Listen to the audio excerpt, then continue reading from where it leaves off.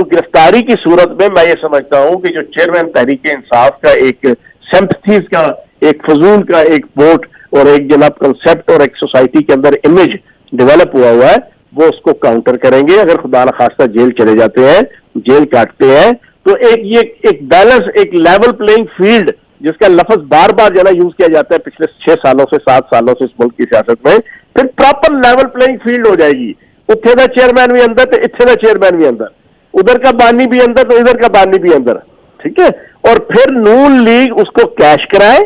نون league پھر public کے اندر بتائے کہ کلا عمران جناب چیئرمین تحریک انصاف ہی اندر نہیں ہے, ساڈا جناب چیئرمین بھی جناب ہمارا بھی اندر ہے اور ہم نے بھی فلاں. تو اس طرح میں یہ سمجھتا ہوں کہ ہر دو صورتوں میں نون لیگ کا بھی فائدہ ہے اور شریف فیملی کا بھی فائدہ ہے. دونوں نیبرز تو نہیں بن جائیں گے جیل میں سر؟ ایسا نہ ہو کہ چیئرمین تحریک انصاف اور نواز شریف کا سیل آس پاس ساتھ میں ہو. وہ کہتے ہیں نا کیس جنگل میں اکیلا ہے اسے جانے دو, خوب گزرے گی مل بیٹھیں گے دیوانے دو. تو ٹھیک ہے, یہ بھی آپ کا کنسپٹ کہ چلو اندر بیٹھ کے اور سوچو کہ بھائی جان نے کیتا کی ہے, یہ اتنی نفرت کی سیاست کیوں گرم کی, اتنی ایجیٹیشنل پالیٹکس کیوں گرم کی, اتنی مارا ماری کی سیاست کیوں گرم کی, اتنی طائف الملوکی کی سیاست کیوں گرم کی, اتنی چھینا چھپٹی کی سیاست کیوں گرم کی. ذرا دونوں بیٹھ جائیں, یہ تو آپ سوچ رہے کہ کر لیں, اس تو بعد باہر آن گے تو بندے تو پتر بن کے آ گے. تو اپنی عزت اگر وقتی طور پہ پی ٹی آئی کے کارکنان یا پی ٹی آئی کی سوشل میڈیا ٹیم کے جو جناب وہ دجالی جناب وہ سارے جناب وہ ایکٹیوسٹ جو بیٹھے سارا دن ماں بہن کو بھی گالی دیتے ہیں اگر وہ خان کے خلاف بات کریں یا چیئرمین تحریک انصاف کے خلاف بات کریں, ایک تو ان سے عزت بچانا مقصود اور مقصود تھا اور مطلوب اور مقصود, دوسری طرف یہ تھا کہ پاکستان کی عزت بچائی جائے. تو میں یہ سمجھتا ہوں کہ فاروق حبیب نے پاکستان کی عزت بچانے کے لیے ٹھیک فیصلہ کیا ہے. ٹھیک ہے, دیر سے فیصلہ کیا ہے لیکن ٹھیک فیصلہ کیا ہے. اور پھر جو باتیں اس نے کی ہیں, میں نے اس کے بعد اپنے ٹکٹس میں نے چلوائے تھے, میں نے آج شام کے 2-3 کوشچن پوچھے ہیں. عثمان ڈار صاحب بھی جب آئے تھے تو میں نے پوچھا تھا, اور اب ان کے آنے پہ بھی مجھے یاد پڑتا ہے کہ 12 مئی کو جب چیئرمین تحریک انصاف رہا ہوئے تھے تو 14 مئی شام 6:30 بجے انہوں نے پہلی قائدین کی ترجمانوں کی میٹنگ رکھی تھی, پہلی میٹنگ رہا ہونے کے بعد. اس میں بھی تھا, فاروق حبیب بھی تھا, عثمان ڈار بھی تھے.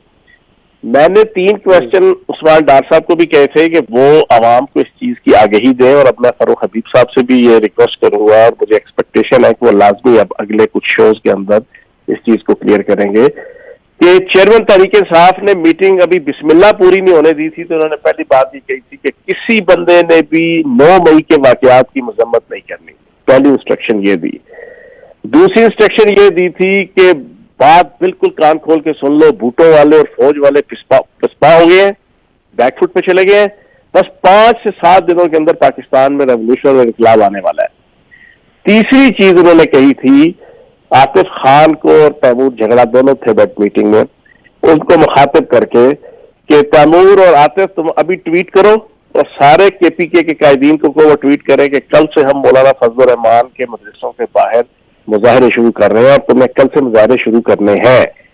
یہ 3 چیزیں, اور جو آخری چیز مولانا فضل الرحمان والی وہ بڑی الارمنگ تھی کہ ابھی 9 مئی کو آپ نے پوری ریاستی اداروں کے ساتھ ٹکراؤ کر کے پوری ملک کی چولیں ہلا دی, اور اب تم گلی گلی محلے محلے میں مولوی فضل الرحمان کے مدرسوں کے باہر مظاہرے رکھوا کر خانہ جنگی کرواؤ گے. وہی عرب ریاستوں والا ایجنڈا عالمی طاقتوں کا,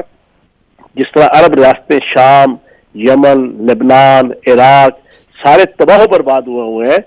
اردن, اسی طریقے سے پاکستان کو تباہ و برباد کرنے کا ایجنڈا کہ گلی گلی محلے محلے میں خوریزی ہو, فرقہ پرستی کے نام پہ, سیاسی فرقے کے نام پہ, مارا ماری کے نام پہ. تو میں فاروق حبیب صاحب سے میں نے گزارش یہ کی ہے آج شام کو ان کو ویلکم کہتے ہوئے کہ یہ جو 3 چیزیں ہیں اس کی بھی کم از کم آپ نے گواہی دینی ہے کہ کس انداز سے چیئرمین تحریک انصاف پاکستان کے اندر فساد فی الارض کی تحریک 9 مئی کے بعد بھی جو ہے وہ جاری رکھنا چاہتے تھے, اور انہوں نے پوری کوشش کی لیکن پھر وہ ناکام ہوتے گئے, لوگوں کو آگہی ہوتی گئی. اور جو فاروق حبیب صاحب نے انکشافات کیے میں تو پچھلے 5 ماہ سے مسلسل کر رہا ہوں, اور میں ایک بات کہوں گا کہ جو باتیں 5 ماہ سے میں کر رہا ہوں, عثمان ڈار صاحب, صداقت عباسی اور فاروق حبیب, آج انہوں نے اس کے اوپر جنم سب پہ مہر لگا دی ہے اور ہر آنے والا دن ثابت کرے گا. ابھی شیخ رشید صاحب بھی آئیں گے, ابھی حسان نیازی صاحب بھی آئیں گے, ابھی ڈار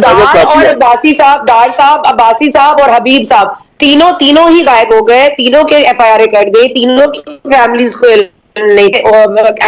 پہنچ گئے, دوسرے چینل پہ لائے گئے, اور تیسرے آج خود اپنی مرضی سے اوور کانفیڈنٹ اوور ایکٹنگ کر رہے تھے. تو کیا تینوں کو ایک ہی سب میں رکھتے یا الگ الگ ٹریٹ کیا ان کو؟ دیکھیں بات سنیں, اس پہ بڑا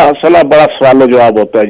جی فلاں کمال شاہد کے پاس سے کہاں نمودار ہو گیا, فلاں عادل شاہ زیب کے پاس سے کہاں ہو گیا, فلاں استحکام پاکستان پارٹی کی. اور بھائی یہ ایشوز میں سمجھتا ہوں کہ یہ ذرا پس پس چلے گئے کہ جو اصل ایشو پاکستان اور ریاست پاکستان کو بچانا, اور اسپیشلی اس فتنے کو, تحریک فساد فی الارض کا جو فتنہ سٹارٹ ہوا ہے اس ملک میں, جو بظاہراً امریکہ کے خلاف آزادی کی جنگ سے شروع ہو کر پھر جناب فوج کے اور ریاستی اداروں کے کچھ سربراہوں کے خلاف ہوتے ہوئے اینڈ میں آ کے پوری کی پوری فوج اور ریاستی اداروں کے خلاف اور ریاست کے خلاف جناب جنگ اور فساد کے اوپر جناب جا کے ختم ہوا. اس فتنے اور اس فساد سے لوگوں کو بچانے کے لیے یہ بڑا ضروری ہے کہ وہ تمام لوگ کہ جو رائٹ اور لیفٹ ہینڈ تھے چیئرمین تحریک انصاف کے, ان کے حوالے سے لوگوں کے سامنے ان کو لایا جائے, اور تاکہ وہ بتائے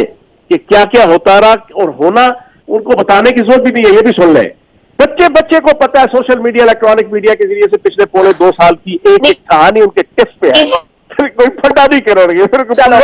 مطلب آپ جیل میں ہی بیٹھ کے سلاخوں کے پیچھے ہی فیصلے ایسے ہوتے ہیں.